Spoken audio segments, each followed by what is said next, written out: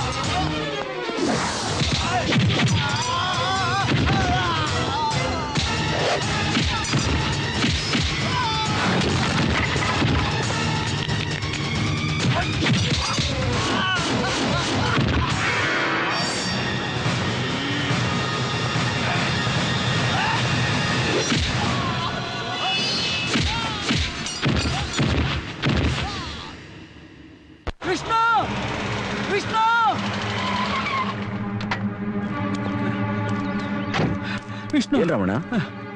ದೇವ್ಗೆ bale ಕೊಟ್ಟು ಕರ್ಕೊಂಡು ಹೋದ್ರು. ಬೇಲ್ ಕೊಟ್ಟಿದ್ಯಾರು? ಭದ್ರ.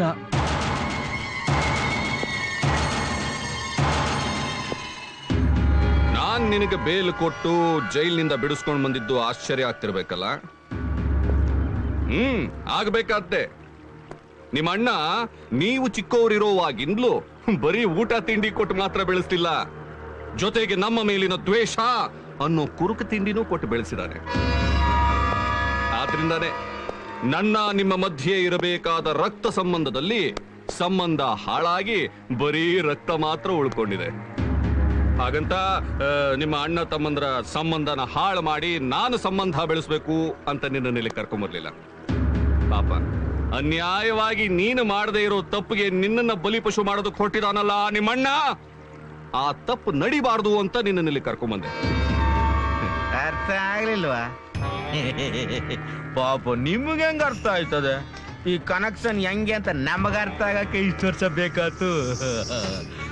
ಆದ್ರೆ ಸಂಬಂಧನೇ ಇಲ್ಲದೆ ಇರೋ ಒಬ್ಬ ಅನಾಥ ನಾಯಿ ಆ ನಿಮ್ಮ ಅನಿರುದ್ಧ.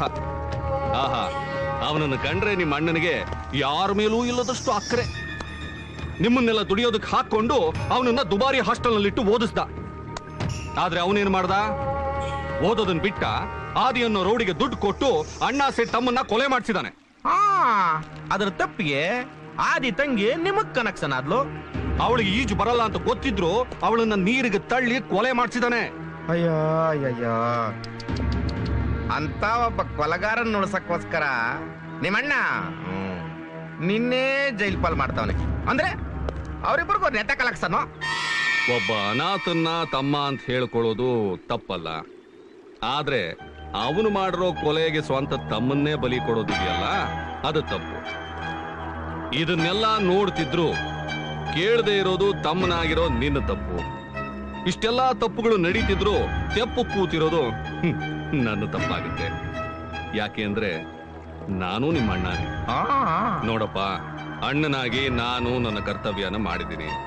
ತಮ್ಮನಾಗಿ ನಿನ್ನ ಕರ್ತವ್ಯನ ನೀನು ಮಾಡೋದು ಬಿಡೋದು ನಿನಗೆ ಸೇರಿದ್ದು.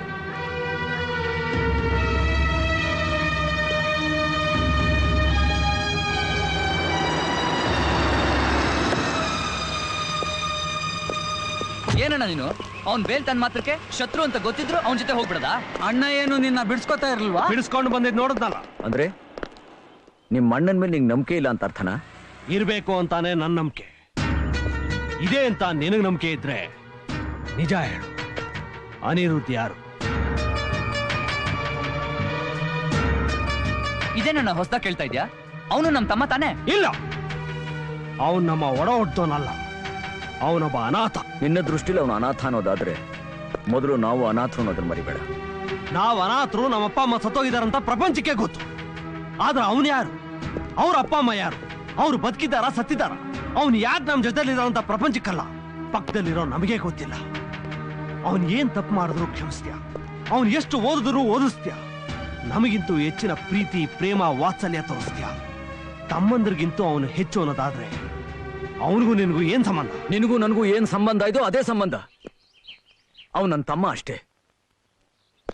ಅನಿ ಬಾ.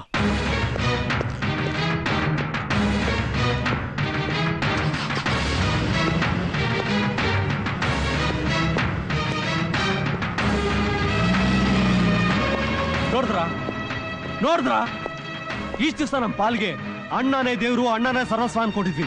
ಅವನು ಏನ್ ಹೇಳಿದ್ರು ಮಾಡ್ತಾ ಇದ್ವಿ ಹೊರತು ಯಾವತ್ತು ಯಾಕೆ ಏನು ಅಂತ ಕೇಳ್ತಾ ಇರ್ಲಿಲ್ಲ. ಆದ್ರೆ ಇವತ್ತು ಕೇಳಿದ ಒಂದೇ ಒಂದು ಪ್ರಶ್ನೆಗೆ ಉತ್ತರನೇ ಕೊಡ್ಲಿಲ್ಲ. ಇನ್ನೂ ಉತ್ತರನ ಸಿಗದೆ ಇರೋ ಇಂಥ ಎಷ್ಟು ಪ್ರಶ್ನೆ ಇದಾವೋ ಏನೋ.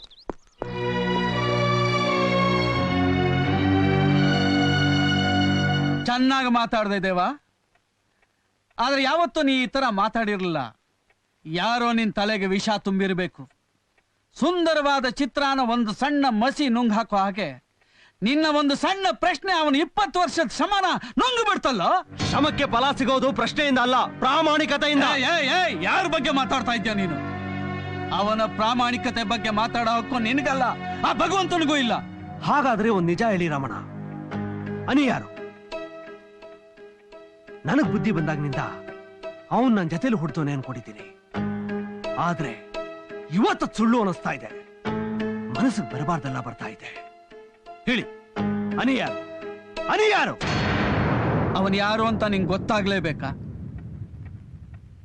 ಹೌದು, ಅವನು ನನ್ನ ಮಗ. ನಾನೇ ಜನ್ಮ ಕೊಟ್ಟ ನನ್ನ ಸ್ವಂತ ಮಗ.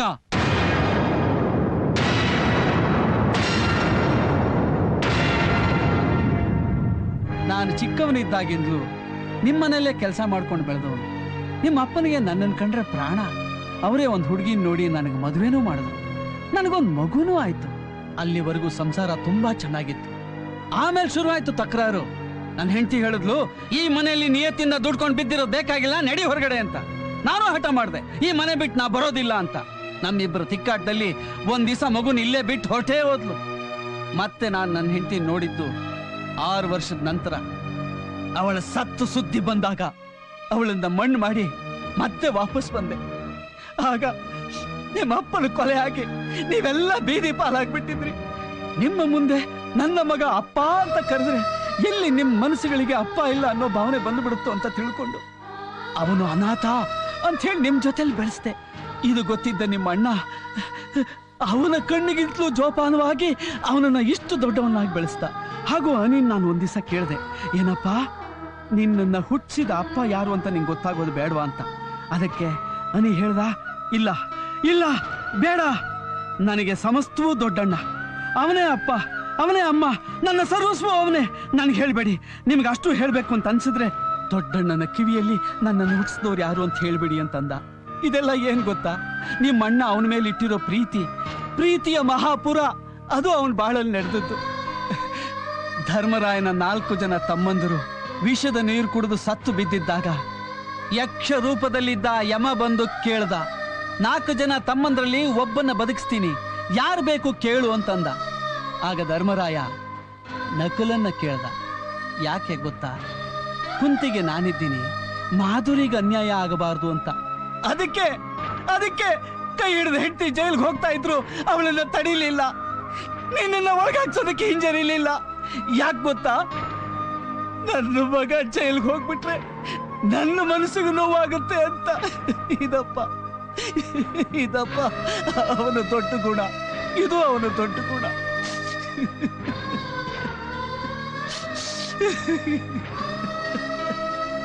ಆ ಭದ್ರನ ಮಾತು ಕೇಳ್ಕೊಂಡು ಈ ಪ್ರಶ್ನೆ ಕೇಳಿ ದೇವ್ರಂತ ಅಣ್ಣನ ಮನ್ಸಿಗೆ ಬೇಜಾರು ಮಾಡ್ಬಿಟ್ಟೆ. ನಾನು ತಪ್ಪು ಮಾಡ್ಬಿಟ್ಟೆ. ಗೊತ್ತಿಲ್ಲದೆ ಅನಿ ಬಗ್ಗೆ ಏನೇನೋ ಪ್ರಶ್ನೆ ಕೇಳ್ಬಿಟ್ಟೆ. ದಯವಿಟ್ಟು ನನ್ನ ಕ್ಷಮಿಸಿ ರಮಣ, ದಯವಿಟ್ಟು ನನ್ನ ಕ್ಷಮಿಸಿ. ಇರ್ಲಪ್ಪ, ಅನಿ ನಮ್ ತಮ್ಮನೇ. ಅವನ್ ಯಾವತ್ತಿದ್ರು ನಮ್ ತಮ್ಮನೇ ರಮಣ, ಯಾವತ್ತಿದ್ರು ನಮ್ ತಮ್ಮನೇ.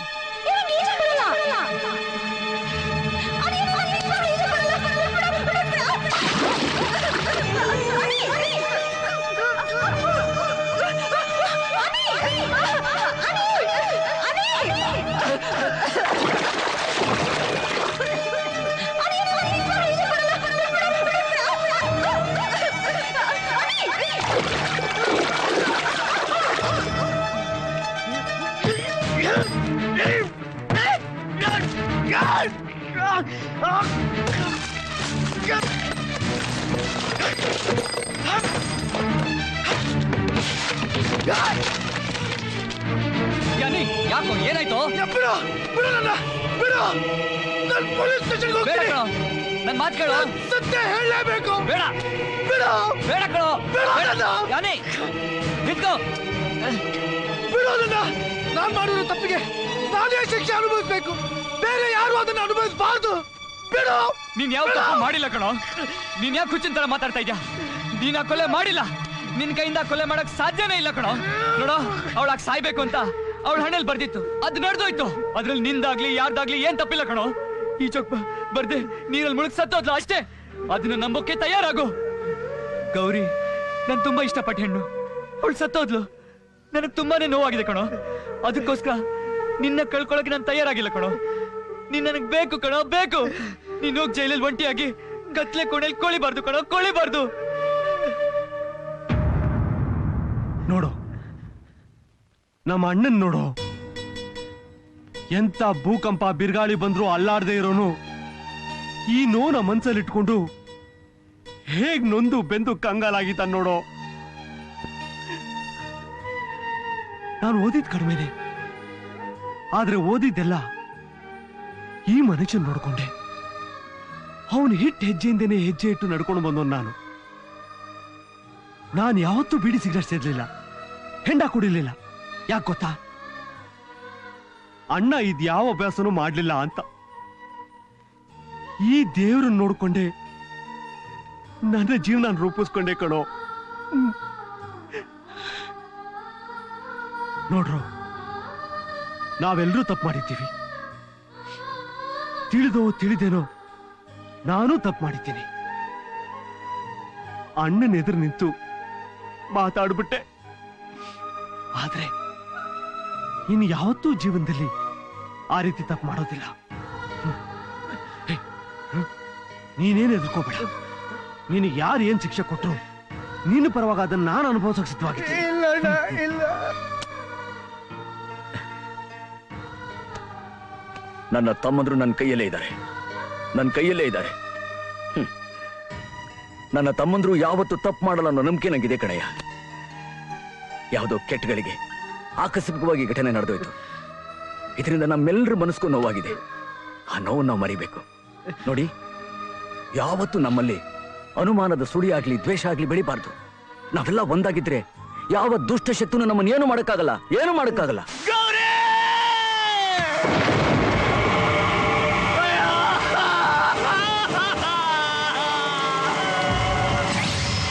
ನನ್ನ ಕಣ್ಣೆದುರಿಗೆ ನಮ್ಮಪ್ಪನ ತುಂಡು ತುಂಡಾಗಿ ಕತ್ತರಿಸಿದಾಗ್ಲು ನನ್ನ ಕಣ್ಣಲ್ಲಿ ನೀರು ಬರಲಿಲ್ಲ. ಆದ್ರೆ ನನ್ನ ತಂಗಿ ಸತ್ತಿರೋ ವಿಷಯ ಕೇಳಿ ನನ್ನ ಕಣ್ಣಲ್ಲಿ ನೀರಲ್ಲ, ರಕ್ತ ಬರ್ತೈತೆ. ರಕ್ತ ಬರ್ಬೇಕಾಗಿರೋದು ನಿನ್ನ ಕಣ್ಣಲ್ಲಲ್ಲ. ನಿನ್ನ ತಂಗಿನ ಕೊಂದು ನೀರಲ್ಲಿ ಮುಳುಗು ಸತ್ಲು ಅಂತ ಕತೆ ಕಟ್ತಿದಾನಲ್ಲ ಆ ವಿಷ್ಣು, ಅವನ ಗುಂಡ್ಗೇಲಿ. ಈ ಸತ್ಯ ನಿನಗೆ ಗೊತ್ತಾಗ್ಲಿ ಅಂತಾನೆ ಅದೆಷ್ಟು ದುಡ್ಡು ಖರ್ಚಾದ್ರೂ ಪರವಾಗಿಲ್ಲ ಅಂತ ನಿನಗೆ ಬೇಲ್ ಕೊಟ್ಟು ಜೈಲಿಂದ ಕರ್ಕೊಂಡ್ ಬಂದಿರೋದ್ ನಾನು. ರಕ್ಷಣೆ ಕೊಡ್ತಾರೆ ಅಂತ ನಂಬಿ ನಿನ್ ತಂಗಿನ ಅವ್ರ ಮನೆಗೆ ಕನೆಕ್ಷನ್ ಮಾಡಿದೆ. ಅವ್ನ್ ತಮ್ಮನ ಬದಲು ನೀನೇ ಜೈಲ್ಗೋದೆ. ಆದ್ರೆ ಅವರು ನಿನ್ ನಂಬಿಕೆಗೆ ದ್ರೋಹ ಮಾಡಿ ನಿನ್ ತಂಗಿನ ಕೆಡಿಸಿ ಬಸೂರು ಮಾಡ್ಬಿಟ್ರು ಕಣಯ್ಯ. ಹೌದು ಅದೇ, ನಿನ್ ತಂಗಿ ಒಳ್ಳೆ, ಆದ್ರೆ ಅವ್ನ ತಮ್ಮಂದ್ರಲ್ಲಿ ಯಾರೋ ಒಬ್ಬ ನಮ್ಸು ಮೋಸ ಮಾಡಿದನ್ ಪಾಪ ನಿನ್ ತಂಗಿಗೆ. ಆದಿ, ನೀನು ನಿಜವಾಗ್ಲೂ ಗಂಡಸೆ ಆಗಿದ್ರೆ ಅವನ ವಂಶನ ನಿರ್ವಂಶ ಮಾಡಿ ನಿನ್ನ ತಂಗಿನ ಕೊಂದ ಅನ್ಯಾಯಕ್ಕೆ ಅವನ ಮೇಲೆ ಸೇಡ್ತಿರು.